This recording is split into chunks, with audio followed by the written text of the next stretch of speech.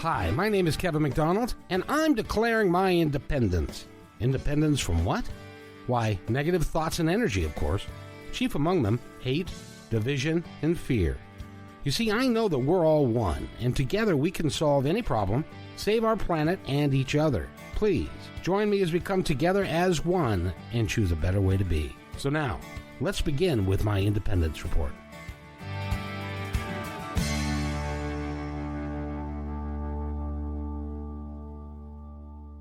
And welcome to the show, everybody. My name is Kevin McDonald, and today we have a special one for you. We had a special one last time and the one before that too, but we are right in the middle of our 5-part series, which talks about your erotic blueprints. And Coryelle Kramer is the master. Well, she's one of the masters of this particular program. And we're going to talk about that. And so, Coryelle, welcome. How are you? I'm great, Kevin. Happy birthday. Well, thank you. We'll see. Hopefully, I'll survive till tomorrow. It is 9/11. Well, I'm psychic. Trust me, you will. Oh, that's good. It makes my heart warm to know that I'm going to be around at least one more day. But in any event, this is part 3 of 5. We talked about, and if you want to go back to my independence report and go to, we talked about energetic. Thank you, and then we talked about sensual. And those were really good episodes. They've had a really nice reaction from folks. By the way, there's somebody who's apparently their hands are cold because they're in their pants behind you. Just thought I'd mention that. Yeah. So today, what are we going to talk about today, my dear? Today, we are going to talk about the next blueprint up for grabs. You like that? Up for grabs. Absolutely. Is the sexy sexual. Sexy sexual. Yeah. And now I guess we should, for those of you that jumped ahead and didn't listen to episode 1 or 2, let's talk about how you know that you're a sexual. There is a quiz that you can go talk to Coryelle about. Let's talk about that a little bit. Absolutely. For anybody who's interested in taking the quiz, I have a special link to it. And if you wanted to, you could just go on my website and contact me through my website. And I'll send you the link. And then if we wanted to, and you wanted to talk more about it, we could do what I call a possibility call to see if we can work together, and I can talk to you more about my work with the blueprints, my work with the animal prints, which is the personality form of the blueprints for animals, and as well as finding out in letting you is Coryelle Kramer, so it's .com, so it's CoryelleKramer.com. And one would take this test. Why would one take this test? What will they learn? The blueprints are the equivalent to like the love languages, only for your sexuality. So what it is that it shows you different percentages at the end. And so make note of those percentages because you're going to want to keep that. And there's no real way. They tell you that they give you a report, but that's not always true. So I always tell people to take a screenshot of your percentages. But once you know what your blueprints are, what I do is I work with you to really feed them, to hone them, to nourish them, to embrace them, to heal any shadows you might have with them, meaning if there's shame around being a certain blueprint, which we're going to talk about more in this particular blueprint especially. But what it is that I work with you intently over 3 or 6 months right now. Those are my packages. So really delving deep into what you like, not only for self-pleasure, but also to learn how to pleasure partners in their blueprint as well. how to speak your blueprint, how to use the words that really just like make you just so happy. It's about freedom. It really is. Somebody asked me what I did and what I do, and I'm a passion, cultivator, but I give you freedom. Freedom from shame, freedom from doubt, freedom from criticism and judgment, as from especially coming from yourself, freedom from shadows that might be weighing you down and making you feel like you can't really truly be who you're supposed to be, freedom to express yourself in the different blueprints so that you can really heal yourself. And I'll give you an example of this a little later on, my own personal example. But just, freedom to be you. It is about sexuality. Absolutely is about sexuality. AKA it's about sex. What do you want? What desires you? What arouses you? Why it arouses you? How you can get more of it. But it's about who you are as a human being. People hear the word sex and they think, oh, this is dirty. It's not dirty. It's something that we all do. Okay. Lights on, lights off. Okay. Just like going to the bathroom. All right. But it's just like, but unlike going to the bathroom, I don't want to hear about your bathroom escapades. I don't mind hearing about your sexual escapades because those are hot, okay? But I don't need to know about the bathroom escapades. But what it is that we got to take sex out of the shame closet. Because what happens, this is what I ask people, how has sex being in the shame closet worked for humanity so far?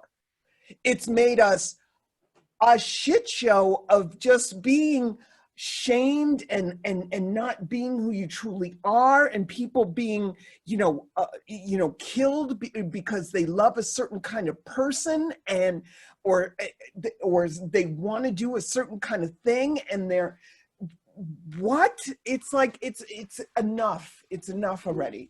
It's time to take it out of the closet, because quite frankly, it's something that really makes us happy. And if something makes us happy, why the hell do we need to shame ourselves when we want to do it? Because my mom said that I should, and the priest said... Yeah, whatever. And again, I'm going to put the same question to you. How has that worked for you?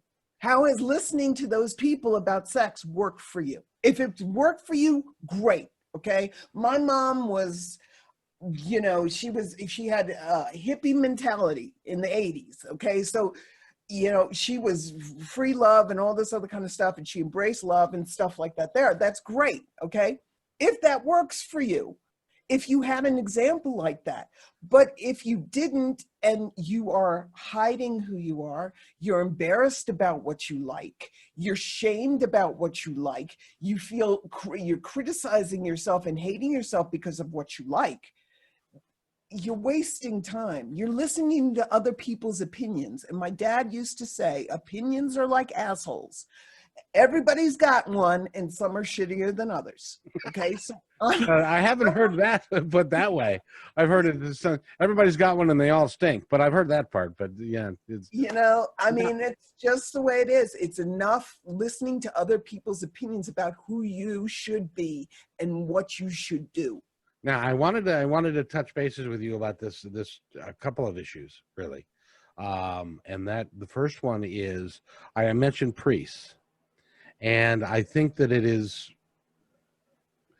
it's a real problem when we have a segment of society that being celibate is what a priest is supposed to do because they're with God and they're super spiritual. But what it does, because we're all human, it draws a certain type of individual into the priesthood, which is why you have a lot of pedophiles and you have a lot of folks that are doing bad things rather than good things. And we're in this country, we're having the same problem with Boy Scouts because it's a male-oriented society.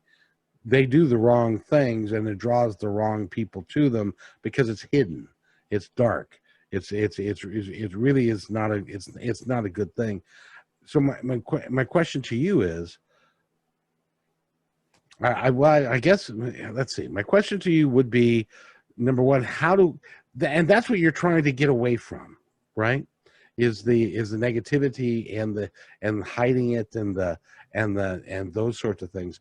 You have got parameters within your program about when you're talking about your sexual desires and what you want to do, that there are parameters that you have with that. They keep it on the up and up, and with communication and with consent and all of that. Can you talk about that a little bit? Because that really is a problem that we've had with negativity. Go ahead. Absolutely. Consent is the foundation of this work. Consent, the consent container between me and the people I work with, or whether that's you, or whether it's my client. It's like, can you expect from me? And what can you not expect from me? What am I not going to do? The same for you. What can I expect from you and how you're going to behave? And we make an agreement. And then it's like, what are the yeses? What are the nos? What are the maybes? And also, what are the way that you're going to act with me as well? Because I have boundaries. I'm certainly not going to do this work and not have boundaries, but the thing of it is also is that consent, it's always about consent, which is what I wanted to go back to, what you were talking about before. I don't like crapping on anybody's sandwich. So if you're... I got to write that down. So you come up with some really good statements. That's a good one. Crapping on someone's sandwich. There's also another thing, okay, that I can't remember who said it, and I'm probably going to get an email on this, but there's a saying, don't yuck anyone's yum, okay? But it's about consent. That means a child cannot give consent. I don't care what anybody says. So if your yum is that, I'm not jiving with that. Right. If your yum is hurting an animal in any way, shape, or form, I'm not jiving with that. Okay? It's just not my thing. If they can't give consent, you got no reason to be doing anything with anybody. Okay? And you need help.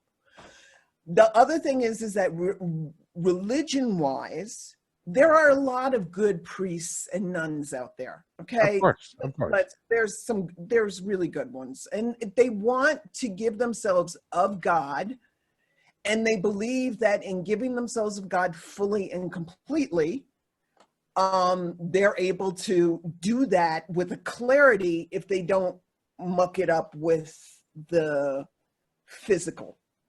But the thing of it is that it's the body, and your pleasure is your birthright. Pleasure and joy is your birthright. I'm not just talking about like self-pleasuring yourself. Going out and having fun with your friends, that's pleasure, okay? Mm-hmm. But it's like, it's your birthright to have that. And we've put our happy and our pleasure on the shelf for too long. And I think that if they were given a choice, the priests and the nuns, if you're given a choice, do you want to or do you not want to? It would take the taboo out of it. And when something is taboo, that's what I'm trying to say. Right. I'm not talking about kinky. That's a different thing. And we're going to be talking about that. That's a good taboo. But when you make something taboo, really taboo, it makes people want to do it even more. It's just human nature. I want what I can't have. I'm going to go and do that. I'm going to, it's like, telling people that their bodies are ugly, telling people that sex is wrong, telling people that, and again, consensual. So I'm not talking about kids having sex, okay? I'm talking about consensual, really sitting down and talking about it first, as opposed to just whipping it out. I'll be right back. No. It's talking about it. It's making it so that it's something that is not ugly, because when we make something that's ugly, we put shame on it. We make ourselves feel bad because we want to do it. We are sexual creatures. It's just who we are. It's in our primal animalistic state. We like sex. We need it. And when we take ourselves away from that, when we shut ourselves down, we are shutting ourselves down in our heart, our mind, and our soul when we do that. That's my opinion. It then makes us incomplete. Yeah. Because we're living a life that's not full. We're living in a life that's not free to be who you be. You're hiding something. I mean, I'll talk more about this when we go into the kinky, but I mean, if you want to read about my story, go to my website and you'll read about how much I kid you not, I was in a pit of sexual shame. And it was lonely and it was awful. And it was so constricting and I was so starved. That, that's not right, because I want something that I want and it doesn't hurt anybody. Well, except me a little bit. But See, this is what I don't understand. And perhaps in the work that you're doing, I know that you get this, but me and a couple of friends were having a conversation, wife, husband, and we started talking about pleasuring each other. And one of the couples said, started talking about, for lack of a better term, blowjobs. And the one couple, the one lady was saying, that's dirty, that's icky, that's awful. And the other one said, what's the difference between that and a back rub? All you're doing when you give somebody a back rub is trying to make them feel better and to make them feel good. What does it matter what part that you are massaging to make them feel good? And the other one was like, well, I don't know. It just, I don't know. It just seems dirty to me. And so that's where you want to get people to, isn't it? Where they feel comfortable enough that, hey, it's a back rub, or it's nothing. It's normal. It's what we do. And we help each other feel better by doing that. I do, but I don't misconstrue. I don't want to take the fun out of it and saying, ooh, I'm giving, there's some fun stuff about, there's a what's the word I'm looking for? Sorry.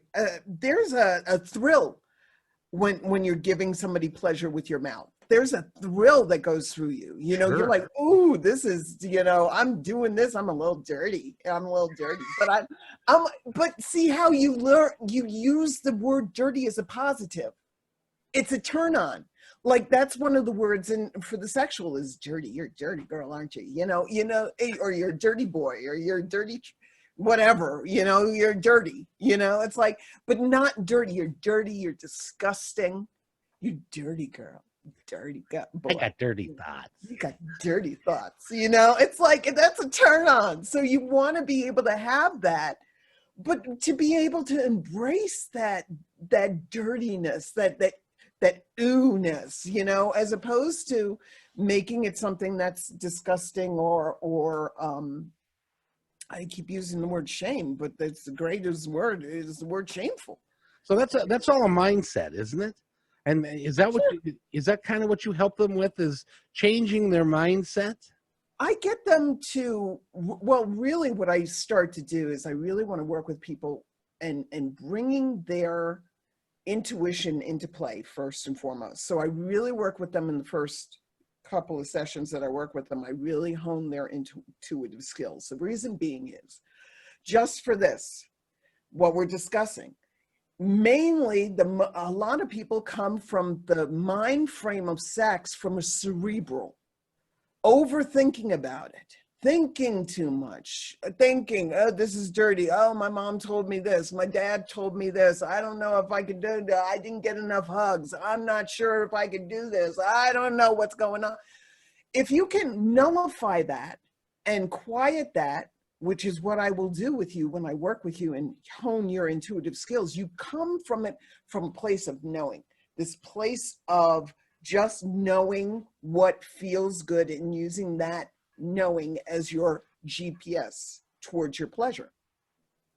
Then you can bring in, later on, you can bring in the mind. Okay, the mind is good. You know, the mind can play some good parts into the situation too, with the words that you use and the tones that you use. Your mind is bringing that into it, you know. So the tones for the sexual and the words for the sexual, that's all come from the cerebral. Ooh, he's calling me this. Ooh, God, I like that, you know.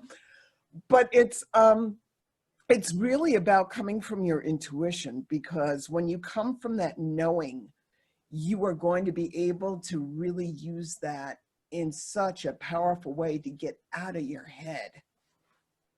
Out of your head into your heart, right? Yeah. Because sex is really, it's a physical function, but it really is an emotional function more so. Isn't it? Oh, absolutely. I mean, it can be. It can. So there are some people that don't get emotional during sex, you know, and they like that. That's let it get her done and do what we need to do and get to the O and get the heck out, you know. And I'm good. Yeah. You know, I'm satisfied with that. But again, it's like, it's what brings it into your life. If that brings you pleasure, then it's fine for you. But if it's, and I'll talk more about this when we go into the sexual, but if you're doing something and it causes you distress when you do it, you shouldn't do it. You know, because it's wasted space and you're doing yourself more harm than good. So it is about the emotional, but then it doesn't have to be, and that's okay as long as that feels good to you. By the way, I thought we were already talking about sex. We are, but I want to talk specifically about the sexual. Let's delve into that. Let's talk about the sexual. Okay, let's go in. Let's dive in. So last week I talked about the sensual, Right. and this week is the sexual. So what I want to say is this: for the sexual, for the sensual, let's start with the sensual. So for the sensual needs, if you remember, the sensual needs to relax in order to have sex.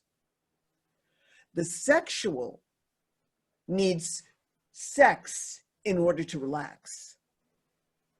Oh, The sensual needs to get out of their head and relax. The sexual relaxes through the act of sex. That's a good way to differentiate. So generally, the sexual blueprint is, generally, when we think of the word sex, what comes to mind are the turn-ons, the superpowers, the shadows of the sexual blueprint. So some turn-ons. The sexual is what I call the direct and demanding one. They're straight to the point. Also straight, no chaser. You know, you don't need to fluff it up. Okay, you don't need to add water to the whiskey. It's straight whiskey. It's fine. Okay, so they like penetration. They like the sexual act, naked bodies, porn.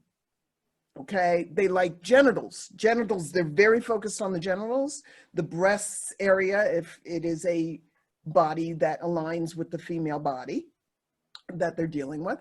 The breast area, genitals, the orgasm is a done deal, meaning that's my goal. That's their goal. The big O is where I'm going. I'm heading, the O train is leaving the station and it's a bullet train, baby.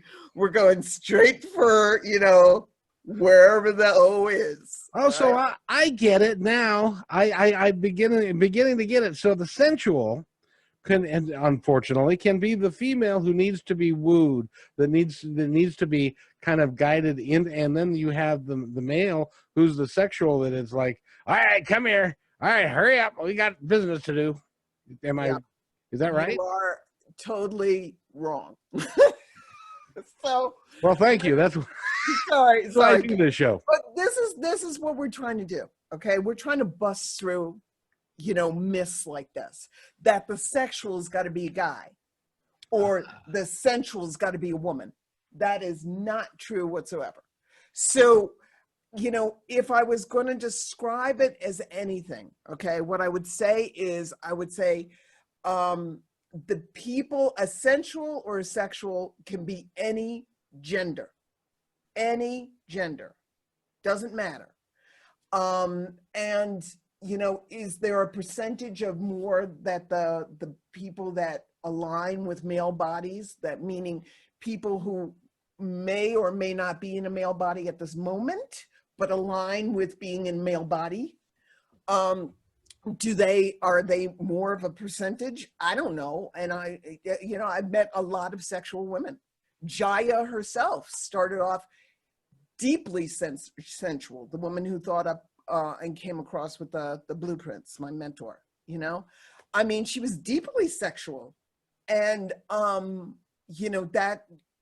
that was her thing. That was her go-to. That's one of the reasons why she started, or one of the things that was coming up in the very beginning of her relationship with her husband, Ian, is that he was kinky and she was really sexual. So, and he was also, sensual. And what was happening was that, so the sensual, likes not the longing, but, taking the time, don't overdo it too much. And Jaya was like, I just want to get to Jaya.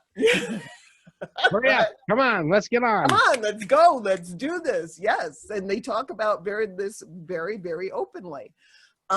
So anybody could be any blueprint. There is no, this is this and this is that. It doesn't matter. So other things that turn on the sexual is frequency of sex. They like sex a lot. French kissing, that turns them on, that kind of act. So anything really that has to do with the genital area, if there are breasts involved, the mouth, anything that the anus and the back area, the back door is what I like to call it. But it's like, anything that has to do with that area is really what feeds and turns on the sexual. Makes sense? You made me blush. I know. I've done that a lot.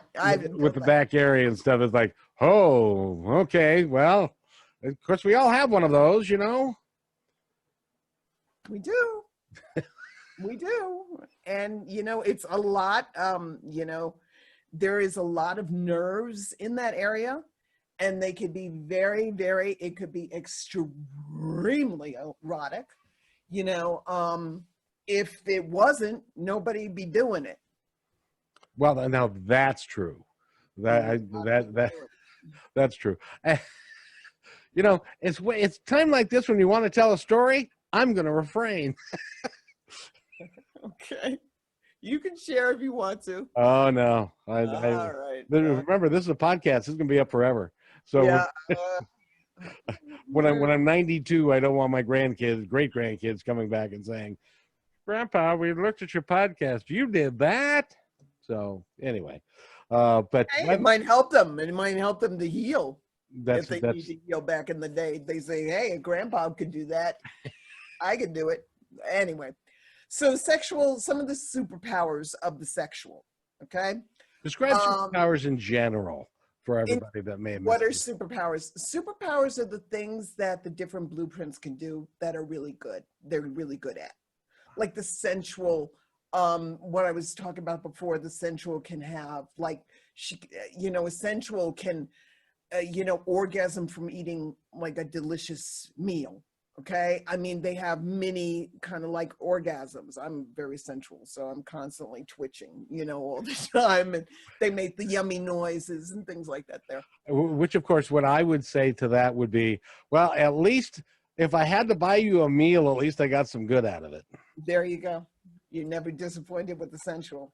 Take a sensual out, get her some good food. You'll be, it'll be like the, what's that movie that was in New York about the girl that's in Katz's Deli. Harry Met Sally. There you go. I'll have what she's having. Funniest line of any movie I can recall. Best movie ever. And you know that line was a that was a not a planned script line. It was just she just said that, Yeah, and it was an ad lib. That's what I was trying to say. It was an that's ad-lib. awesome. Yeah, that's spontaneous. I love that. Okay, so the superpowers. Oh, sexual superpowers. Generally, they have very little shame. Okay, about their bodies, about going for it. They're just like, they're very, very open. Okay. They can be comfortable, very comfortable with their bodies. Sex for them is a fun playground. So they don't have like the stigma against it too much. And their mindset is, hey, everybody needs to do this all the time. You know, yeah, baby, let's do it. The sexuals are really a fun group. They're super fun. They're easy to please. You know, they're not that, you don't, you know, the energetic is just, you know, until you get that, wavering in there. The energetic can be a little bit of a, you know, little work, and the sensual, you got to make sure that you don't overstimulate them too much and get them out of their head. And then, you know, the sexual is just, it's direct, demanding, let's do it. Boop, boop, boop. You know, so they're fun. They're a fun group. So and then there's the shadow side. And the shadow side, what I want to say, and I didn't say this the last time, so I apologize, but what I really want to stress is this: a shadow, just because something is a shadow does not make it bad. Okay. The shadow side is a shadow, meaning it's causing problems if there's something about it that's distressing to you. So for example, let's say, you know, if you're happy in your sexual, okay.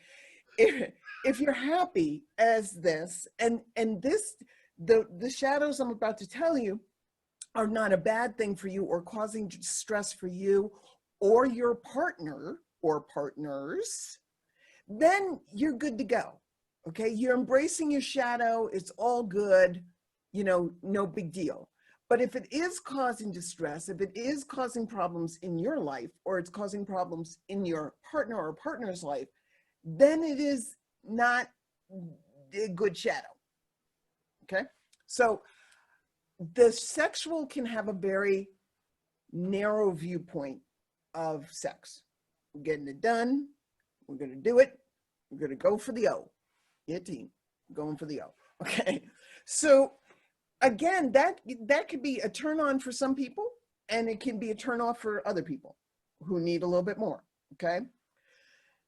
So that means for them that basically the only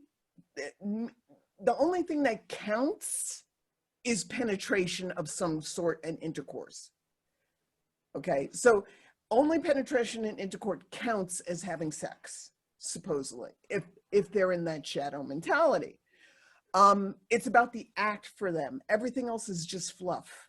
What I mean by that is, why do we need to do the eye gazing and the burning the candles and the, you know, the romantic music? Let's just get her done. Yeah, let's do this. I want you. I just want you. Just give it to me, you know? So, you know, the fluff that other blueprints might need, the sexual is like, I don't get it. You know, I don't get it. You know, but, you know. So because of this, because of all this, they can be impatient. Sexual can be impatient. I want what I want when I want it, and I want it now. So, or they can be negative, or they can have some resistance to doing anything that's outside of the act of sex or learning new techniques. and they can, you know, it could be again, anything outside of their viewpoint of what they think of as sex is not important. So the Now, value of understanding which, and I'm talking about all the erotic blueprints, but the value of understanding who you are in the spectrum, or which one you are, can help you when you are working with another person and or having a relationship with another person, because you can understand when there may be times when, you know, she just, you know, grabs you and throws you down and just wants you right now, but there are other times when it's different, and you need to be sensitive to that, I would think. yes, because the thing about the sexual is that it can also become old hat. You know, you pleasuring yourself the same way, okay, all the time, the same way. Go-to is the vibrator on the clit, or the, you know, the butt plug in the anal for the well, and the whack it. You know, it could be old hack after a while. So if you think of the blueprints as languages, so the more languages that you speak, the more you can talk to different people and really communicate to different people. So it's kind of like becoming this really cool interpreter, you know, that can interpret all the other blueprints. Yes, you get what you want, but you're also able to give what they need, and vice versa. And then they can give you what you need. But you're feeding, it's back and forth. You're feeding each other back and forth, back and forth. It's like tennis or ping pong. You know, you want the ball to go back and forth.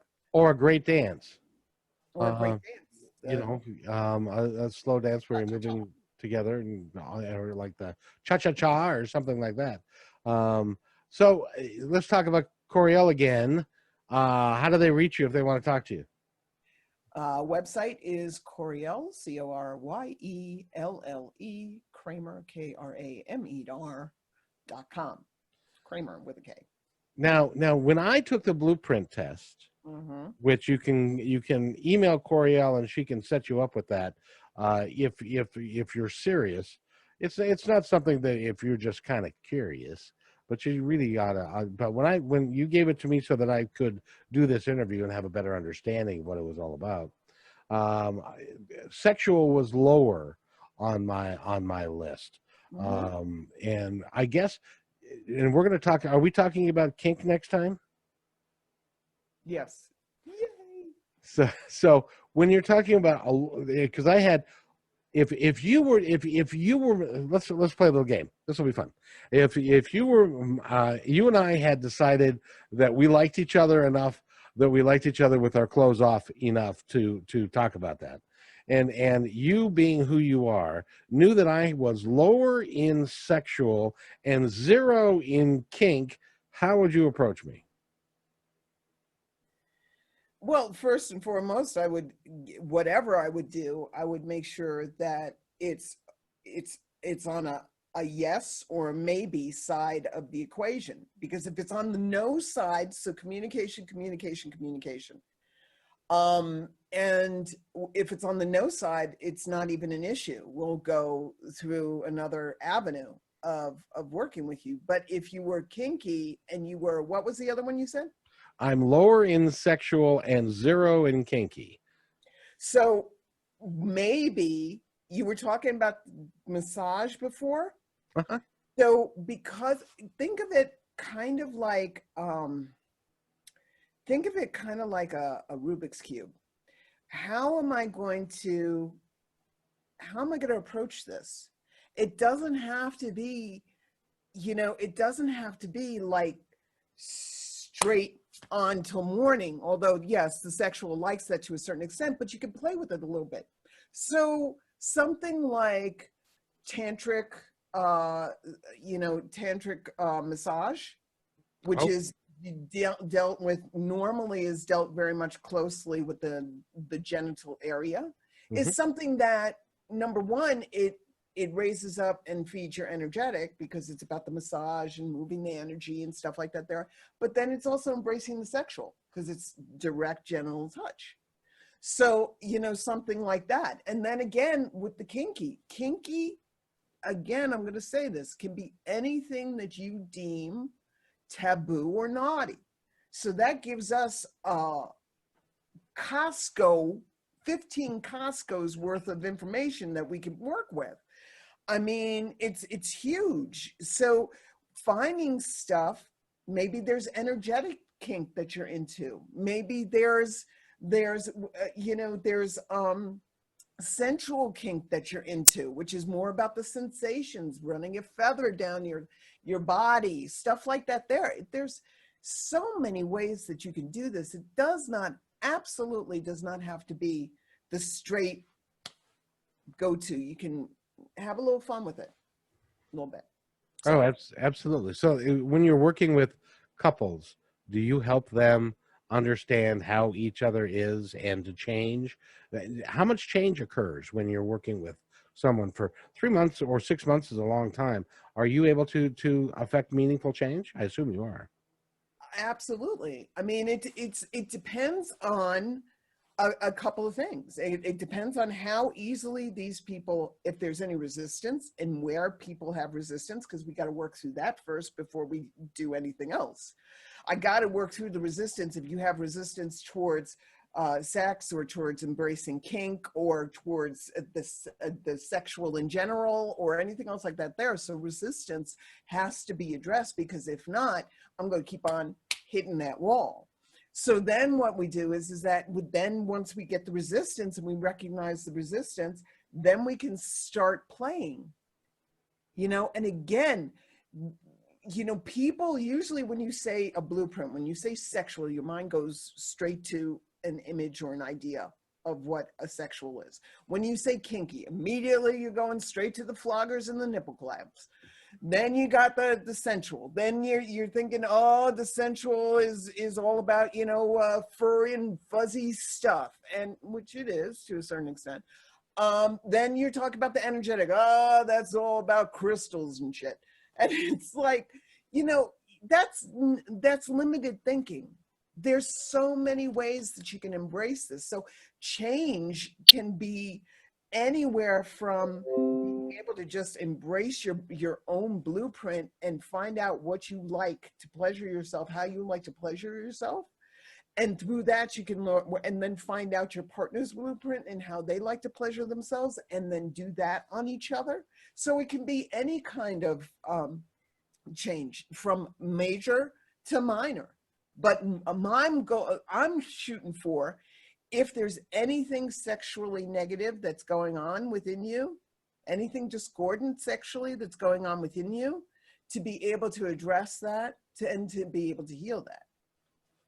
So if you were somebody and you were interested in how to pleasure the other person most effectively, is that something that you would have a direct conversation with them? I would have a direct conversation with both people. Both Uh-huh. people in that, because it takes two to tango. You Right. know, I can't just say to the other person, you know, who's looking to pleasure their mate, I can't say to them, well, you just do this and you do this, because again, it's a conversation. So I would have either a solo conversation with that one person and then another solo conversation with the other person, but ideally, so that everybody's on the same page, but ideally, if there's no shame in what they like, you know, then I would have them together so they can talk it out.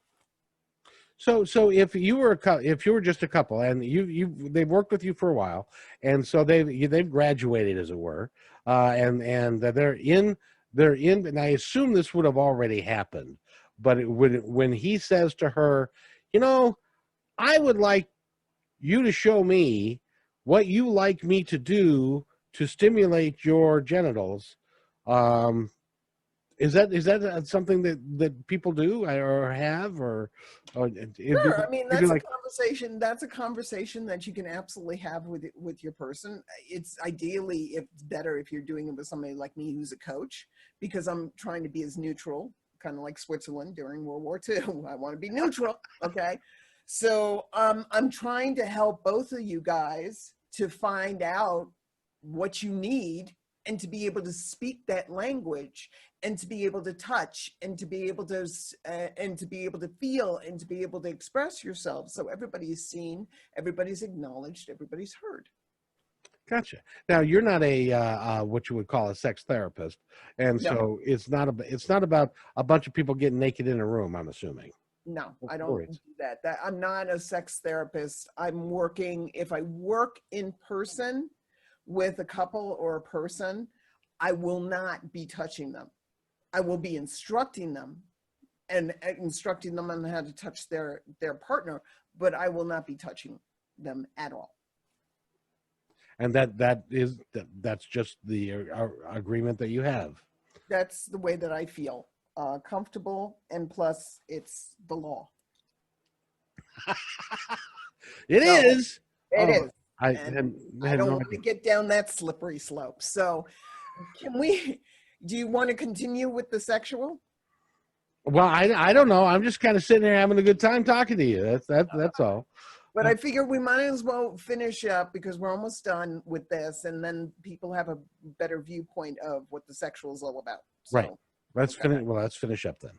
All right. So, like I said, um, they have a tough time learning new techniques. Sometimes they could, okay? Anything that they deem outside of their viewpoint of the sexual, what sex entails. So, with a narrow viewpoint, sexuals could be construed as being shallow, and they can also be slut shamed. Oh. So a lot of sensuals have that because they love sex, they're sluts, they're whores, they're gigolos, they're go-to boys, whatever, so they have to deal with that.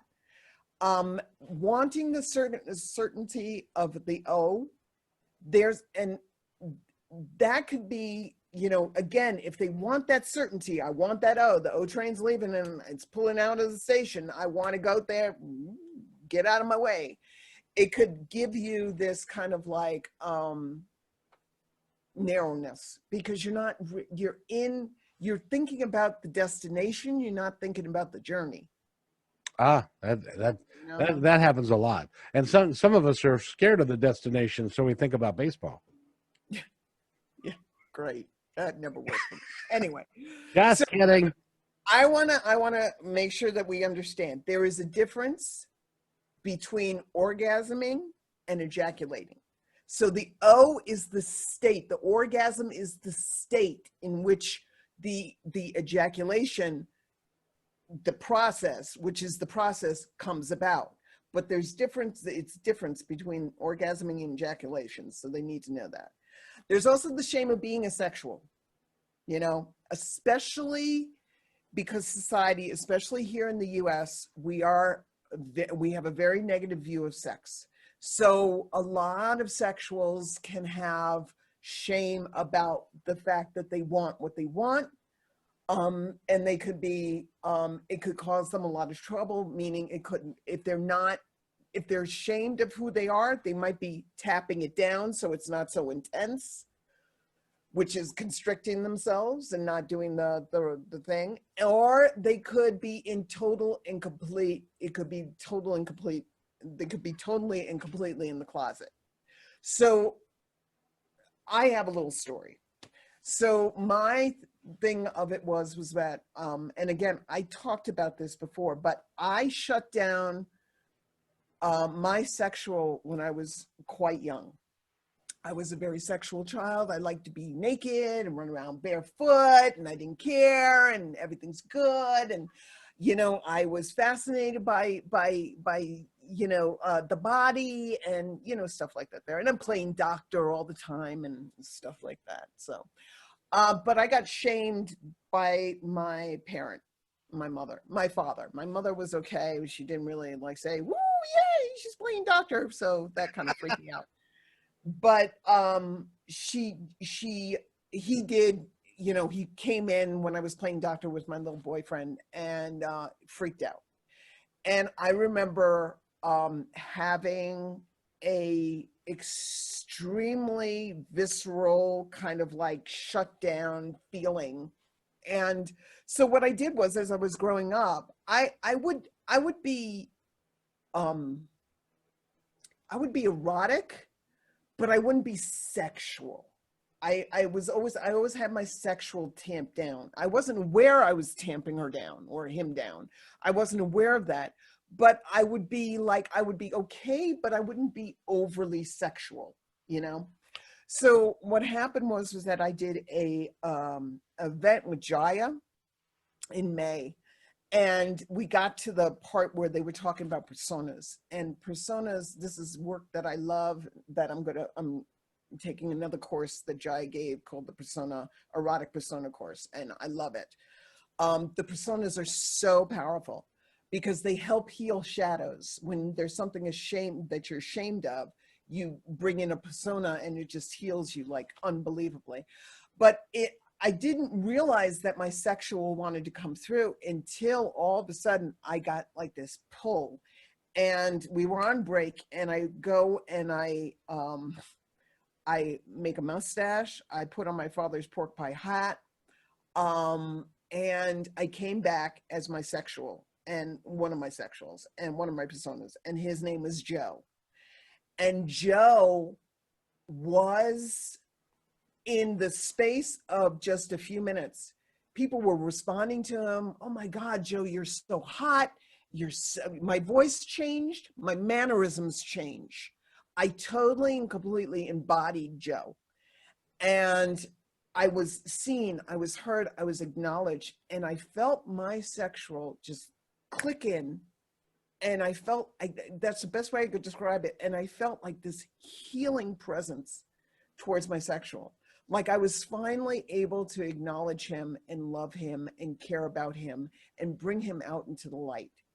So there could be a lot of shame with the sexuals. And you could have shut down kind of like me when you were a kid. So that was my personal experience with them. But becoming open and honest and real about who you are is a big part of your work.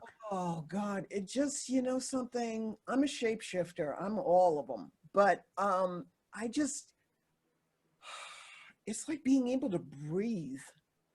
You know, just breathe, man, and just be, and just no apologies, and no, you know, I can bring Joe out, or I'm going to work on another sexual for Pat to Passion, that event that's coming up. There's, you know, you're having fun. They're being seen. I mean, I loved acting since I was a kid. So this is a no-brainer. But it is so much fun to just bring this persona out and have them be seen, and to embrace them and to love them and to feed them and to dress like them, talk like them. What do they look like? Where are you from? Asking them where they're from, getting this whole thing. So what's your social economic, you know, status? What, you find out all this stuff, and it's just, oh, I love it. It's so cool. It's such powerful work. We've been talking with Coryelle Kramer, and we've been talking about the sexual. Next time, we're going to talk about, dare I say it, kink. You naughty girl, you. Anyway, we're if you want to go find Coryelle, you can do that at CoryelleKramer.com. That's Kramer with a K. And you can go do that and take the test. She'll set that up for you. Don't be frivolous about it. If you're seriously wanting to work with her, that would be great. By the way, while we have you, and we should mention this for each one, you also work with animals. And we're going to talk about, that's going to be the second 5-part series, but just briefly talk about your work with animals, because it's pretty amazing. So I came up with, I apply the blueprints to my work with animals, and it's got nothing to do with sexuality for animals. For animals, it's more their personality. So just like and I'm going to go more into this if we have time, but that each blueprint likes to be touched in a different way. Each animal print likes to be touched in a certain way. Each animal print likes to be talked to in a certain way and use certain words. And the same thing goes for the blueprints. So, and there are things that you can do and interactions you can do that I can teach you. So that to make your relationship with your animal even stronger. So the animal prints are a doorway. I'm still doing animal communication, okay? But it's animal communication now on steroids. It's because I'm showing you, I talk and interact with your animal through their real personality, through their animal print, and talk to them so they're seen, heard, and acknowledged. My communications are so much more effective. And I'm working in packages, so I'm working over time, which gives me time to be with the animals. So the blueprints for the animals, I call them the animal prints. There's two subtle differences. So with the animal prints, there's the energetic, there's the sensual. Instead of the sexual, I call the sexual for the animal the direct and demanding one. And then for the kinky, I've changed that up, and that one is called the rule breaker. So that's the one that always breaks the rules, or likes to, be challenged, or likes to challenge. And then there's the shapeshifter, just like there is in the human blueprints. So. Oh, very good. So that next time we're going to talk about with Coryelle about kink. Go back and look at energetic, look at sensual, and now you'll be able to review this and look at sexual as well. And if you want to give her drop a line, just email her, and there you are. So anything you'd like to say before we go, young lady? So yeah, real quick. So the touches that the sexual likes are just thinking about the genitals, mouth on the genitals, hands on the genitals, stroking the genitals, gripping the genitals, dildo and vibrator combination, nipple and breast play, things like that there. Turn on things, which is what they like. So vibrators, dildos, porn, strap-ons, prostate massage, butt plugs, G-spot vibrators. Being a sexual, there's nothing to be ashamed of. There really isn't. You like what you like how you like it. Just embrace it. That's what I'm trying to do for people. I'm trying to get you to embrace who you be so you can live as you should be living. So just be happy. That's all you ask. You just want people to be happy. I want to show them how to be happy. Yeah. And a relaxed and happy person is a sexually fulfilled person. Yeah, why not? Coryelle, thank you so much for entertaining me for the last hour and a little bit. It's been great fun, and this will be up later on tonight. So I really enjoy talking to you. It's very fun. So thank you, Kevin. It's always a pleasure. Always a pleasure. Yes, indeed. I'm not even going to take that bait. So you have yourself a wonderful day, young lady. And by the way, you've been